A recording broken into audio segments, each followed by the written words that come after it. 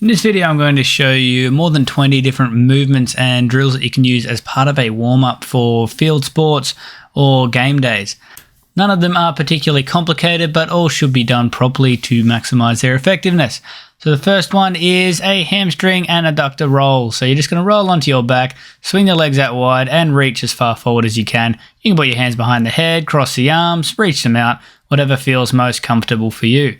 And then we have hip thrusts, we've got double leg hip thrusts, and we also have our single leg hip thrust. So usually it'd be best to be going with both options, but if you have to pick one, you're probably going to go with the single leg hip thrust. Keep the one leg out straight. Remember, it's all about pushing down through the heel that is on the ground. It's not about swinging that other leg up nice and wildly, just a nice controlled push through that glute. Now, speaking of swinging the legs, hamstring extension. We hold the leg up. We're going for 90 degrees at the hip here. So you can see that knee's pointing straight up to the sky. I don't want the foot relaxed like that. We want to pull those toes up and tuck the chin in as well. And we're just squeezing the quad till you feel a stretch all the way up the back of the hamstring, potentially a little bit in the glute. We don't want to pull it back too far like this. Sometimes people get a bit overzealous with it and pull back or have it out too far like so. Go for that 90 degrees and you're going to get the most effective neural stretch here. Now, a movement that's similar but not quite the same is just the old-fashioned leg swing, lying flat on the ground. You can have your other leg down on the ground or you can bring that knee up. Keep the core on tight, keep that back flat against the ground. And when you do swing this, while it looks a bit violent, you do need to have enough control that you're not actually going to cause yourself any damage. So don't go too crazy with it. And then we have alternate calf pumps. Now, you're going to be better off by doing a controlled push and squeeze into that stretch here. We don't want to actually just bounce really violently. Push that heel back, give it a squeeze or a stretch for a second or two, and then come back at it. We don't want to bounce like this. There is a place for that, but it's usually executed very poorly and very dangerously. So pushing back, get that dynamic stretch, and then come back into it. Now, the world's greatest hip flexor stretch. What we want to do here is put one leg up outside the hands, and then the hand that is closest to that leg is going to sweep around, let the head go around with it, and watch the hips. We let the hips drop. So what we're going to do here is try and get a nice stretch all the way up through that left hip, right? That one that is closest to the hand on the ground right now. So we don't want to turn the outside hand.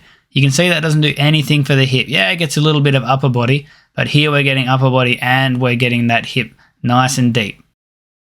For the alternate groin stretch, it's nice and simple. You can use your hand to support yourself. Simply swivel around side to side. Let the toe come up on the leg that is stretching. Now that's going to really help facilitate those adductors and those groins getting a bit of load, getting a bit of stretch. We then move into the glute where we're going to sit up, swing one ankle across the other knee and puff the chest up, and we want to just simply hover our glutes off the ground, use the hands to push forward. Now what that's going to do is hit the glute really nicely. You want to stay as upright as you can on this one and just have nice controlled pulses. This isn't one that you want to be bouncing through or going through particularly quickly. Get that chest up, don't slouch over too much.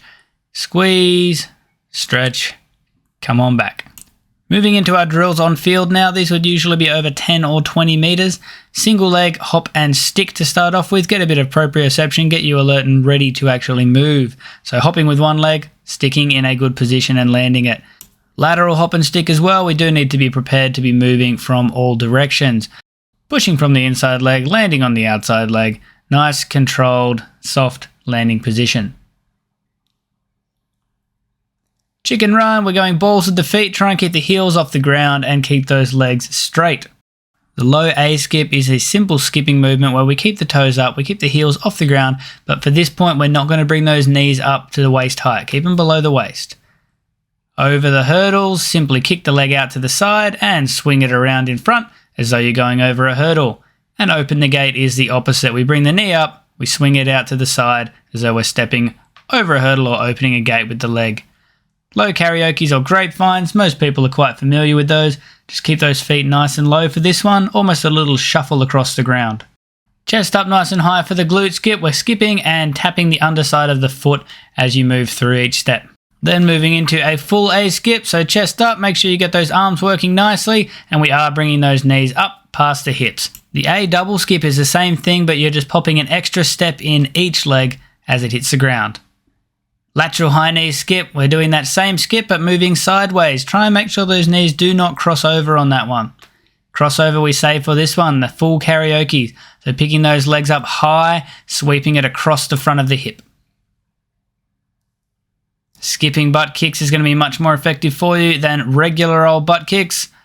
And Russian march is where we tuck the knee up and kick the leg out. Try and keep the toes up the entire time you do this one. Power skip is very similar to the A skip, but you're just giving it as much power as you can. Giving a good push through and down into the ground. So that's a list of some of the drills that I use very regularly in my warm-ups for myself and my athletes. It's definitely not an exhaustive list. There are obviously plenty more that you can choose from, but feel free to include any of these in your warm-ups and in your preparations.